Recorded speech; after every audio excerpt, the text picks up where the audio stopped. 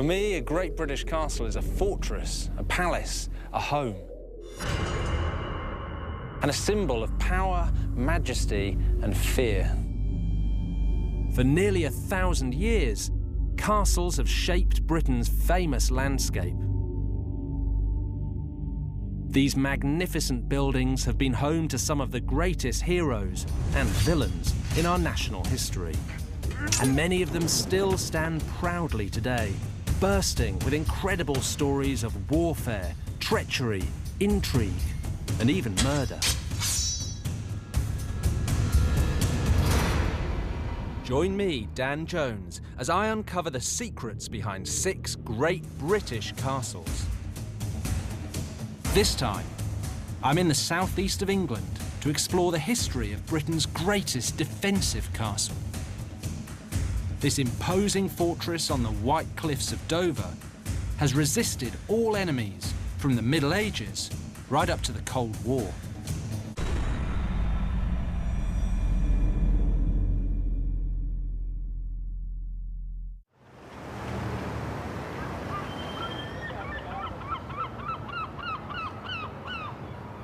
The White Horse pub, tucked away on the back streets of Dover, is plastered in the names of people who've stopped in here for a pint. Not that the landlord seems to mind. This pub encourages graffiti, but only from a select group of people. If you can discover what connects all these scribbles on the walls, then you'll understand the key to Dover and to its castle. That key is just a stone's throw away. The Dover Strait, or as it's usually called, the English Channel.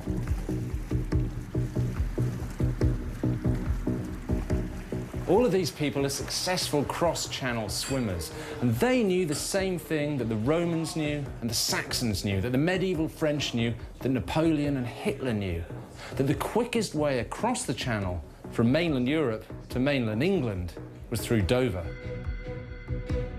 From Dover, it's just 21 miles to France. If you're quick, you can swim it in 10 hours or so. It's even quicker on a boat, and that's why it's dangerous.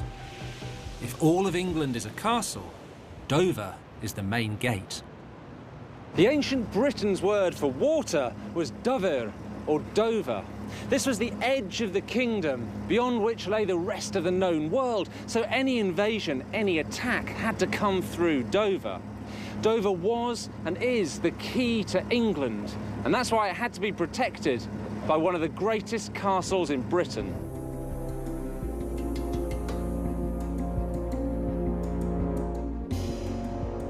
It has towers, gatehouses, and a curtain wall that's a mile long.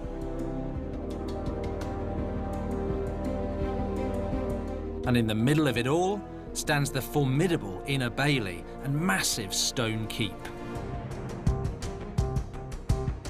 In its time, this gigantic fortress has kept Britain safe from the medieval French, the Emperor Napoleon, and Adolf Hitler. But the story of Dover Castle starts long before any of that.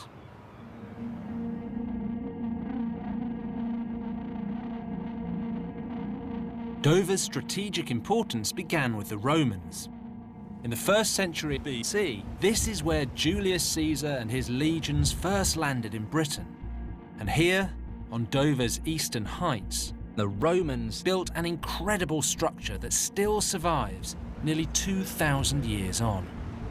It's called the Pharos, a great lighthouse designed to guide Roman galleys to the shore.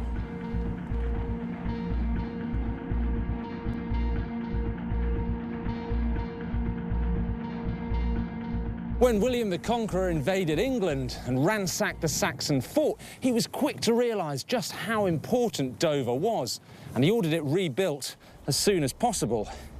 But credit for the massive stone fortress you can see here today has to go to William's great-grandson, Henry II.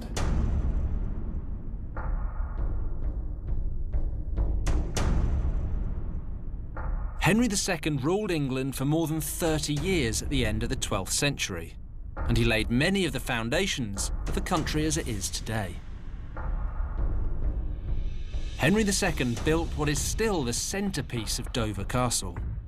A great bailey wall with 14 defensive towers protecting one of the most impressive medieval keeps ever constructed, the Great Tower. In his day, Henry II was the big dog among the kings of medieval Europe, and he loved building castles as statements of his royal authority. But Dover Castle, well, that has to be the ultimate symbol of royal supremacy and power. But the magnificence and scale of Dover Castle that we see today exists because of Henry's embarrassment and guilt. Dover Castle was a fortress, but it was also a palace on which no expense had been spared.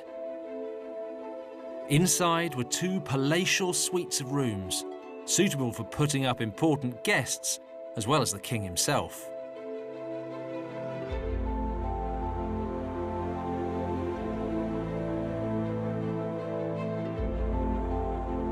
But on the second floor, a narrow corridor leads away from the impressive state rooms.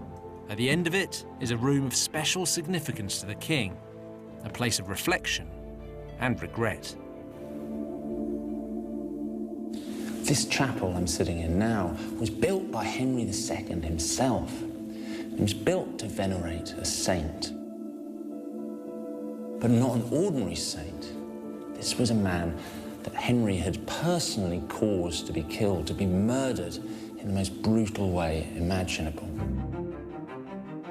His name was Thomas Becket.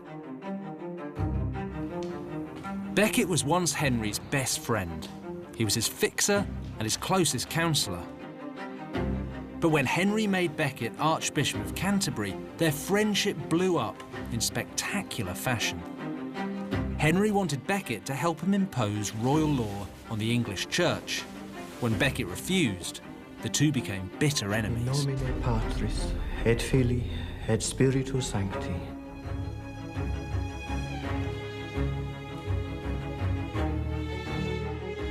Ave Maria, gratia plena. In late December 1170, 4 of Henry's knights rode to Canterbury with murderous intent. Amen. Ventris tui Iesu. They found Becket unarmed in his cathedral.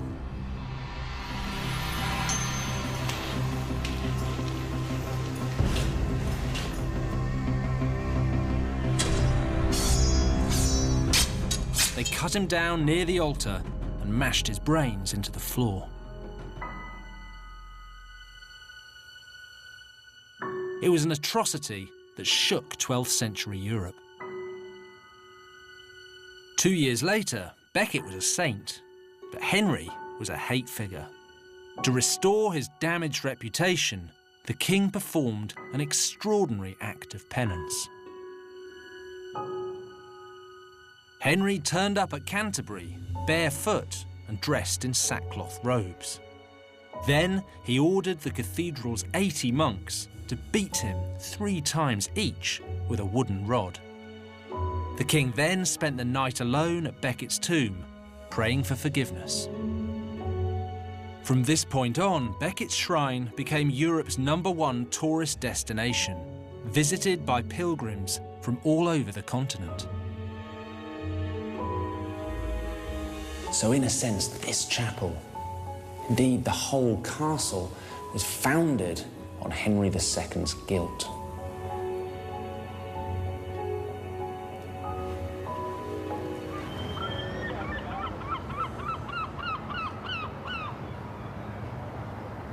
Among the many visitors to Becket's tomb were the great and the good of Europe.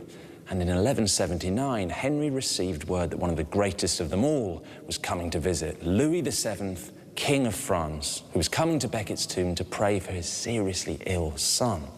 The King of France was coming. This was the first state visit in English history, and Henry had to put on some kind of grand show. No French king had ever set foot on English soil before. But Henry had a problem. At this stage, Dover was a long way from being a suitable place to receive royalty. Now, this was slightly embarrassing. Henry actually had to meet the King of France on the beach before riding with him all the way to Canterbury. And perhaps because of that humiliation, within a couple of months, Henry had started throwing money at the development of Dover Castle. In the last 10 years of his reign, Henry spent more on Dover than on any other English castle. He did it to make sure his legacy would never be overshadowed by the murder of Thomas Becket. Dover Castle would remind every pilgrim that passed this way of the wealth and authority of a great king. But Henry also made sure to build Dover as a proper military fortress, and it's just as well that he did.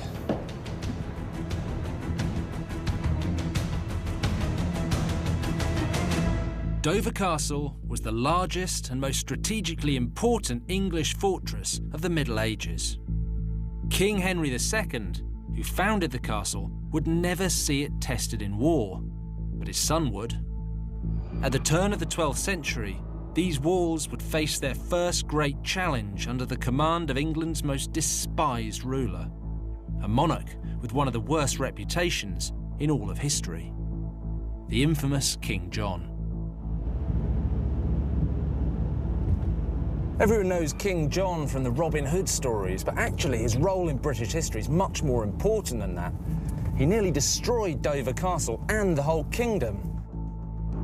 To find out why, I'm headed to Salisbury Cathedral in Wiltshire, 160 miles west of Dover. Here, in the magnificent chapter house, is an extraordinary manuscript, a document that has resounded throughout history. Its name is Magna Carta. This is one of 4 surviving copies of Magna Carta, the treaty drawn up in 1215, 800 years ago, which is still one of the most famous documents in the whole of Western history. And today we think of Magna Carta as underpinning the rule of law, justice, human rights, English liberties, and even the US Constitution. But in fact, in 1215, it was a peace treaty between King John and his rebellious barons. John was a cruel and vengeful king. He imposed crippling taxes to fund unsuccessful military campaigns. He alienated his subjects, plundered the church, and waged war on his barons when they finally rose against him. Magna Carta was a desperate attempt to bring the king to heel. There are about 4,000 words in Magna Carta, and we usually divide them up into 63 clauses. And if you read most of it today, it doesn't seem very relevant. It's stuff about tax rates and fish weirs and bailiwicks and all things basically forgotten in England today. So what was more important was Clause 61, right at the bottom, which we now call the Security Clause. And what that said was that if King John broke any of the terms of Magna Carta, a council of 25 barons is legally entitled to make war on him. And in 1215, that's actually exactly what happened. John appealed to the Pope, claiming that by restricting the rights of the king, Magna Carta was an attack on the authority of the church itself. The Pope agreed. The rebel barons were excommunicated, and England erupted into civil war. The barons knew they could never make peace with King John, so they invited Prince Louis of France to invade England and take the throne from him. Inviting a French prince to become King of England might sound pretty treacherous, but actually the English were pretty used to it. In fact, it had happened 3 times in the 150 years since the Norman conquest. A French baron had come across the sea, hit the south coast, taken the crown, and put up massive castles to enforce his power, just like the one at Dover. Within weeks, Louis and the rebel barons had control of Canterbury, Rochester, Winchester, and London. England was falling to him. But what he really needed was the crucial communication centre between England and France, Dover Castle. The fate of King John and of his realm now rested with Dover. Louis immediately laid siege. Arranging his forces on a hill to the north of the castle, he battered the walls with catapults. But these defences held firm. So Louis changed his strategy, exploiting the very thing that made Dover famous.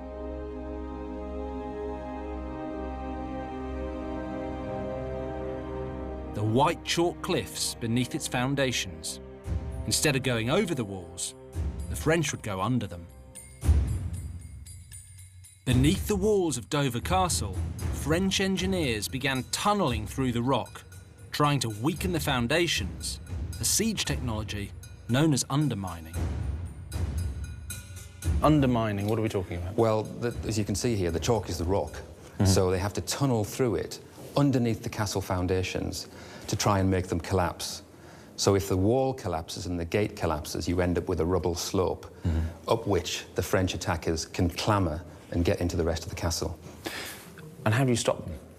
Well, one of the methods that you use is to dig your own tunnels, and this tunnel that we're standing close to might just be one of those. What would that have been like? Would there have been hand-to-hand fighting in the tunnels? If you discover a French tunnel coming toward you and you break into it, yeah, they would have had a scrap in here.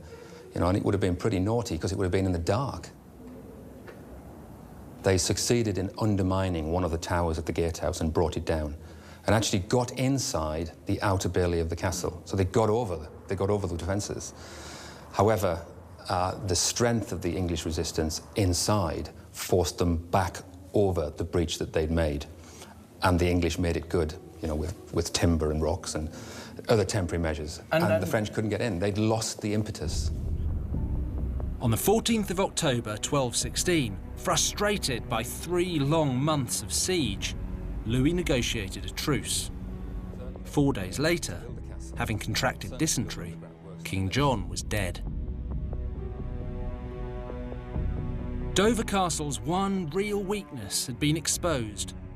The castle's engineers repaired the undermined North Gate, but they also expanded the underground tunnels. By the time they were done, Dover's defences would extend way beyond the Great Curtain Wall.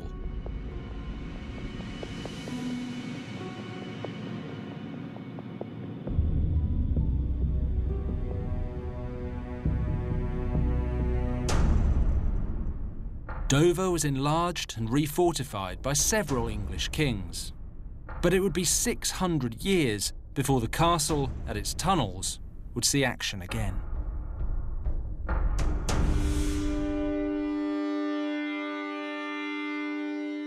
At the end of the 18th century, Britain was at war with France. All across Europe, Napoleon Bonaparte had crushed his enemies, and his eye was now firmly fixed on Dover.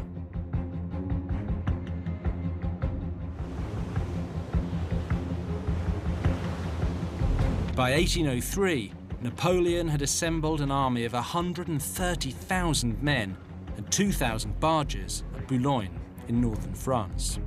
A massive force just 60 miles from Dover Castle, dedicated to one purpose: the invasion of England.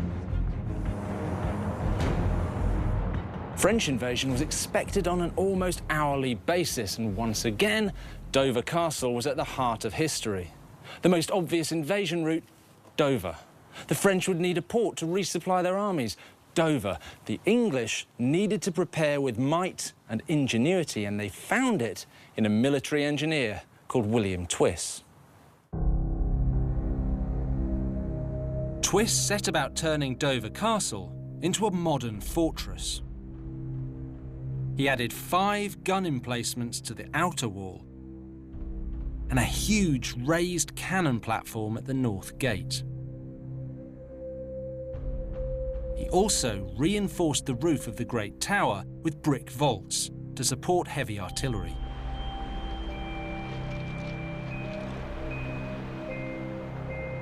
But it was below ground that Twiss showed real ingenuity. Because Dover Castle had a problem. There were troops, but there was nowhere to put them.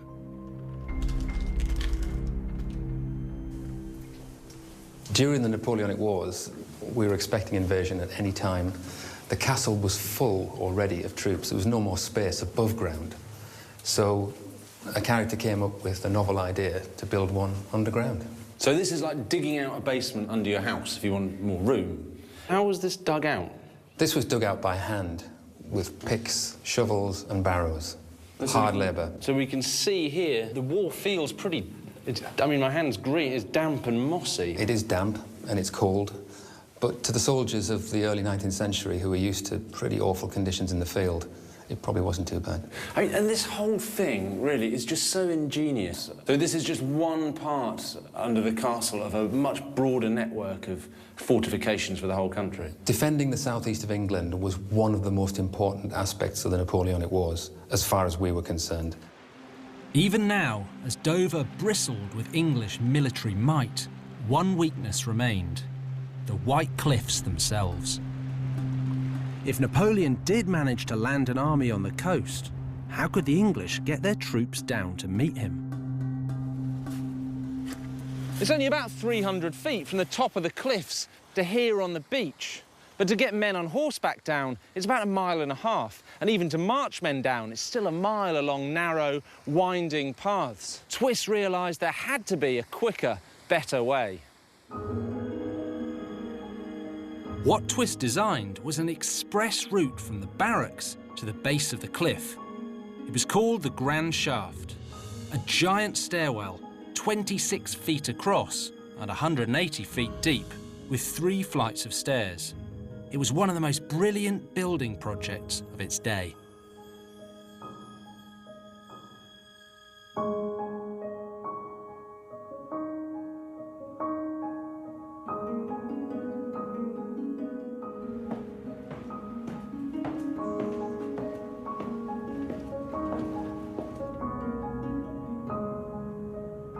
God, it actually looks a bit like a sort of futuristic prison. It's incredible. They needed a route to move the soldiers very quickly from the barrack site down to the seafront if Napoleon had invaded. Originally, there were just chalk paths, which would have been really slippery when it was wet. So what they did is they constructed, ostensibly, a well and put 3 staircases in it, which meant troops could be moved really quickly from the barrack site above us down to the seafront. So by having 3 staircases, you can move troops 3 times as fast, presumably? 3 times as fast, yeah. And give us a rough idea of how long it would take to get 1,000 men from top to bottom. They did do an exercise at one point, and it was to get all the troops from the Grand Shaft barrack site and Dover Castle down to the Market Square, and it took 12.5 minutes. 12.5 minutes for 1,000 men? Yeah. It's almost like water going down a plug hole, isn't it? It is very much like that, yes. Very, very simple, which is part of the genius. Though fully prepared, Dover's defences were never put to the test. Blockaded by the Royal Navy, unable to control the English Channel long enough to get his army across, Napoleon was forced to cancel the invasion. By 1805, the threat had passed. But the fear lingered on. In the early 19th century, there were real fears that Napoleon would tunnel all the way from France to here at Dover for an invasion. And that's not as mad as it sounds, because later in the century, in the 1880s, a test tunnel was actually dug more than 1 mile under the sea before it was cancelled on the grounds of national security. So this is an article from one of the London papers in 1882 discussing the proposed tunnel that was going to be dug under the Channel. And there's been an interview with a man called Sir Garnet Wolseley. He thought a tunnel would be a considerable source of national danger. At the dead of night, a small force might be landed at Dover, he said, and no one might suspect their coming until they knocked at the door of the fortress.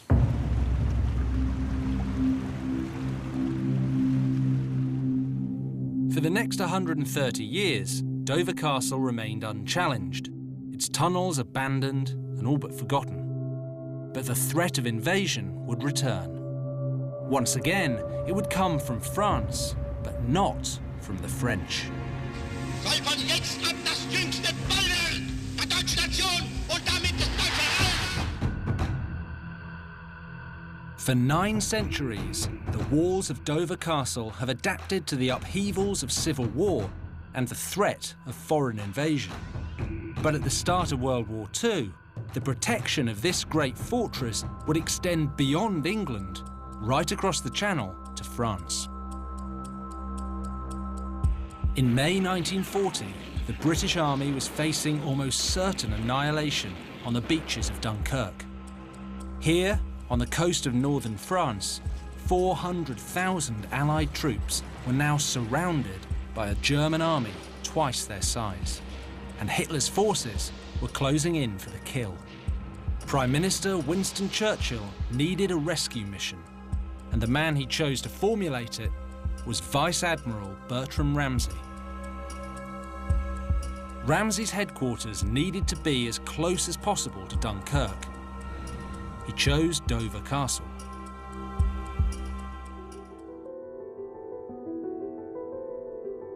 Beneath the White Cliffs, the 100-year-old network of tunnels built during the Napoleonic Wars was still a secret to the outside world. Now they would be transformed into Ramsay's military command centre.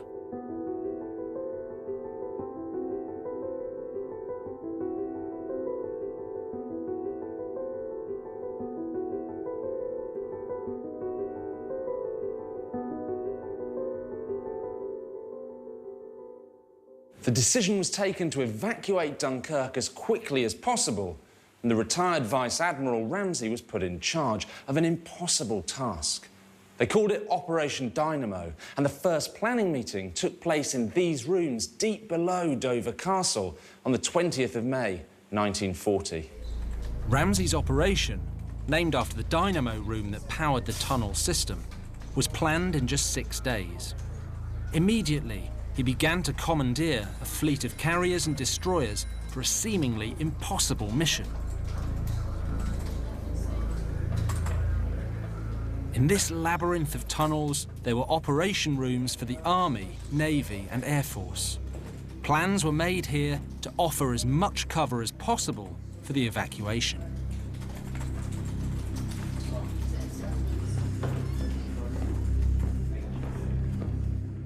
Ramsay and his team were living in these tunnels 24 hours a day. It must have been incredibly intense and claustrophobic.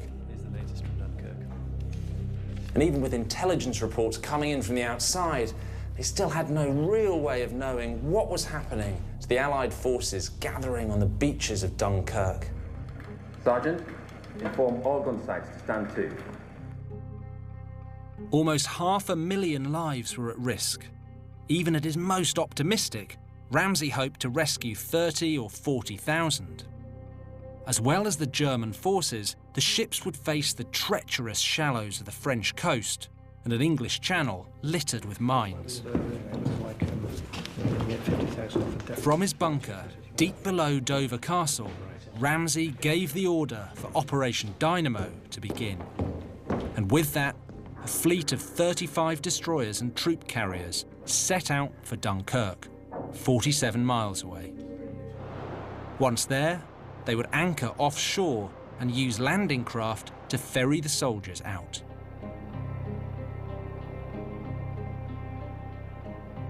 These dunes, in fact, the whole beach was swarming with men under German bombardment. But the inner harbour was out of commission, so the larger ships couldn't approach the beach to rescue the men. On top of that, the quickest way back to Dover was too dangerous because the sea was mined and there was constant fire from German positions along the coast.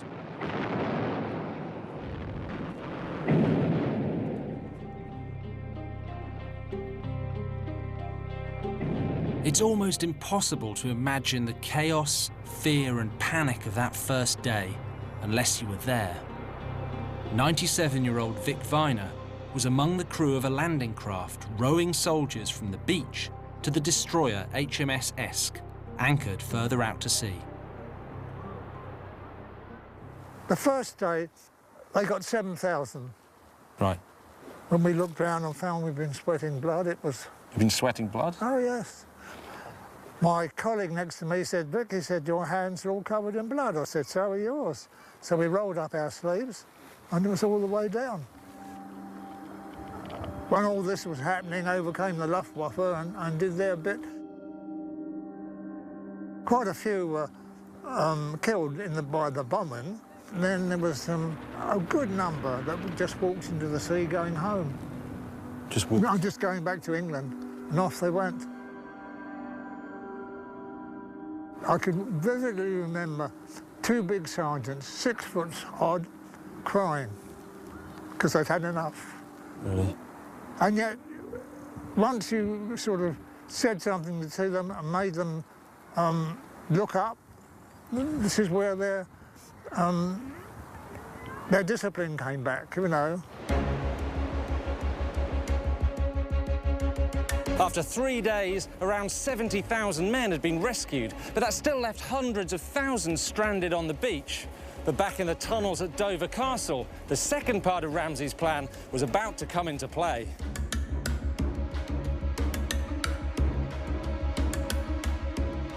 All across the southeast coast and Thames estuary, the Admiral had put out an emergency call for privately owned small boats.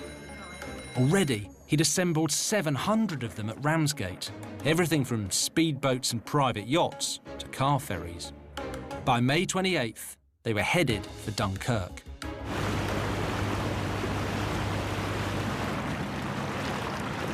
So what's the idea behind the little ships?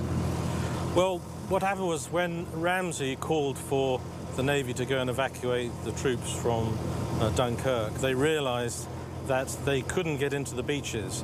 And the problem with the larger ships is that they had a depth of 10, 12, 20 feet, and they couldn't get into the beaches. The troops couldn't get off. So what you needed were the smaller vessels to go into the beach, pick up the troops from the beach, and ferry them back to the larger ships. So these boats were doing lots of little journeys back and forth, full of troops being physically taken off the beaches. That's exactly right.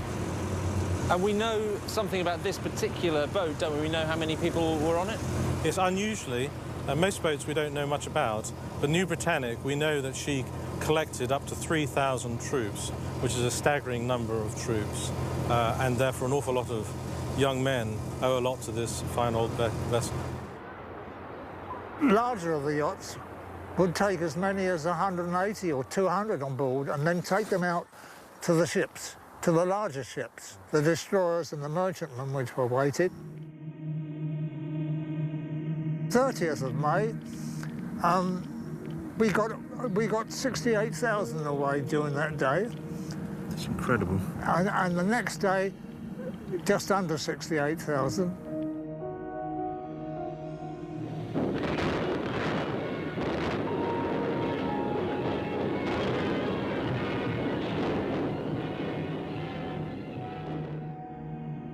It must have looked like a scene from hell. That's right, oh yes.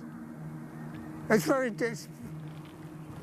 difficult now to... I try very hard to explain, you know, how I felt. But it's so peaceful now, it's very difficult. But in a way, it's peaceful because of what happened all those years ago. And I'm just very humbled to know that I was part of it.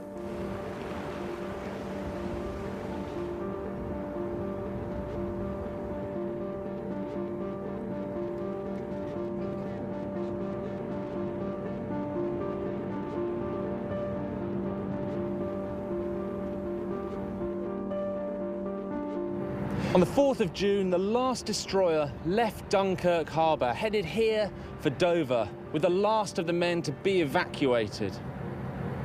Vice Admiral Bertram Ramsay had hoped to save at most 45,000 lives. In the end, his Operation Dynamo saved 338,226 people.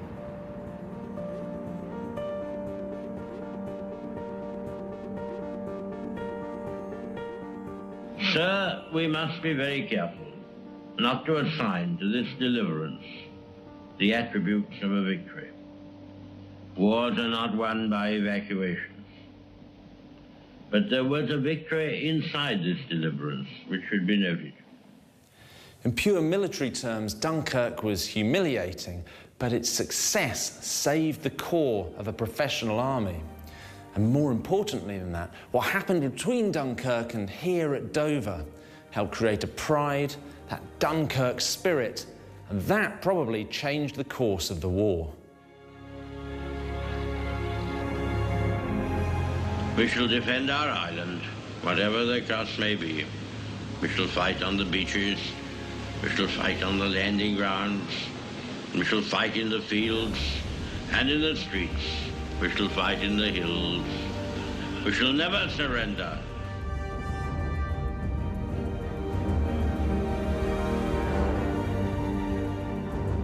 By the end of 1940, the castle was on the front line of Britain's defences.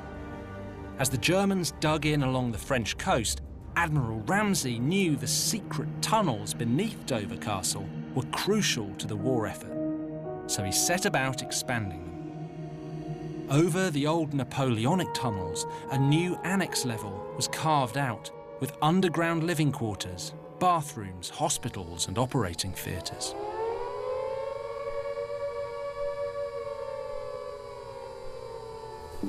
From here, radio operators would transmit fake military commands and other disinformation to confuse the Germans. The work done here would be crucial in the run-up to the Normandy landings. Dover was used as a dummy launching point for D-Day. So down in the harbour, there were hundreds of fake landing craft. And thousands of fake orders and communications were sent through this repeater room. Even when it was pretending, Dover was at the heart of the war.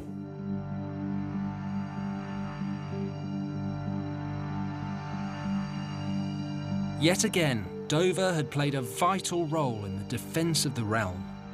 Thanks to Bertram Ramsay, it had saved not only the British Army, but Britain itself. Bertram Ramsay was killed in a plane crash in January 1945, so he never saw the end of the Second World War or celebrated the victory he helped to bring about. But what he did and the part played by Dover Castle in defending Britain is still remembered today. 4, 3, 2, 1, 0.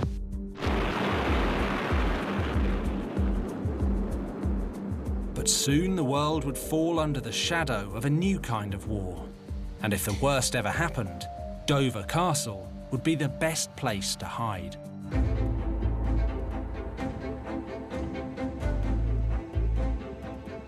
For almost 900 years, Dover Castle has been Britain's most strategically important fortress. In all that time, it stood firm in the face of invasion.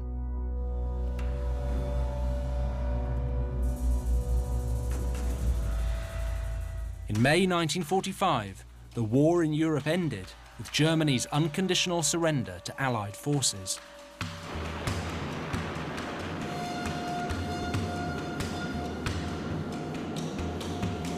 By August, 2 atomic bombs ended the war for Japan and ushered in a sinister new age.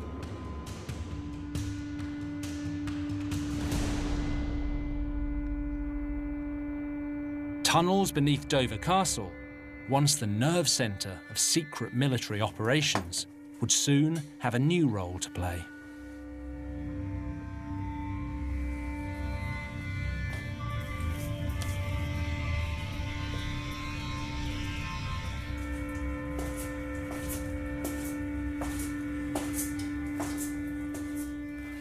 One of the main advantages of the tunnels was their secrecy. And after the war, this came into play. The lowest level, level D, was codenamed Dumpy, and it was to be used as a regional command centre in the event of the outbreak of nuclear war. Now, most of the information about these tunnels is still protected by the Official Secrets Act. And they don't let the public down here very often.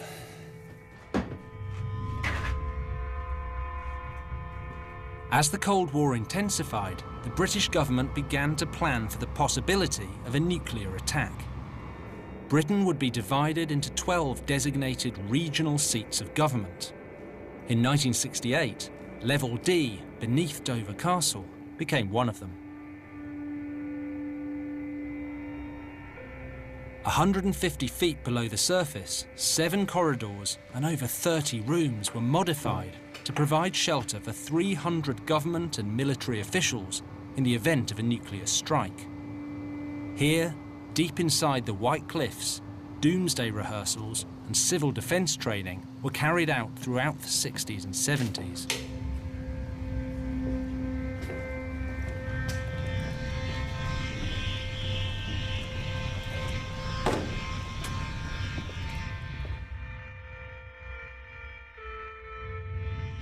If you found yourself down here during the Cold War, then the worst had probably happened.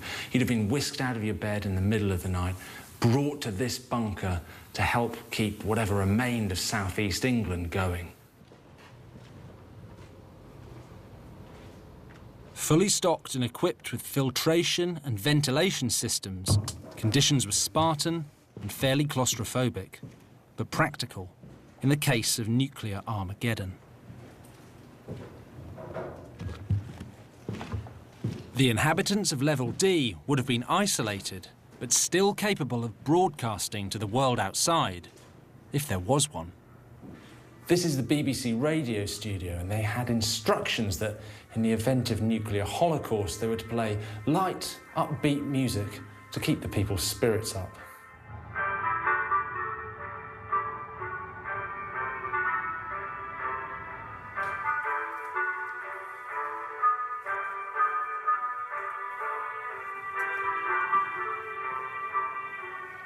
There was just one problem. By the 1970s, it was realised that, while the chalk surrounding the bunker would have been enough to keep out Napoleon and Hitler, it was also permeable, which meant that any radioactive rainwater from a nuclear disaster above would eventually have seeped through the rock and into the bunker below.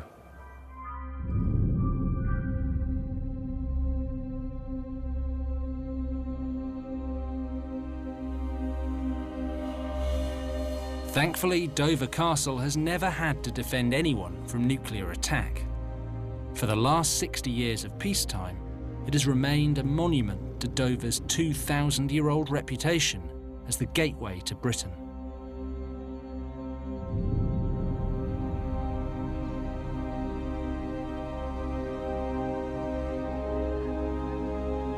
In all that time, Dover has contributed more to the defence of Britain than any other castle. From Roman lighthouse and Saxon fort to the greatest and most formidable castle of the Middle Ages. From royal palace to underground barracks and one of the most ingenious military bases of the 19th century. Dover Castle has extended its defences well beyond these medieval walls, from the White Cliffs to the shores of Normandy. Today, the key to England remains a testament to Britain's determination, resilience and bravery.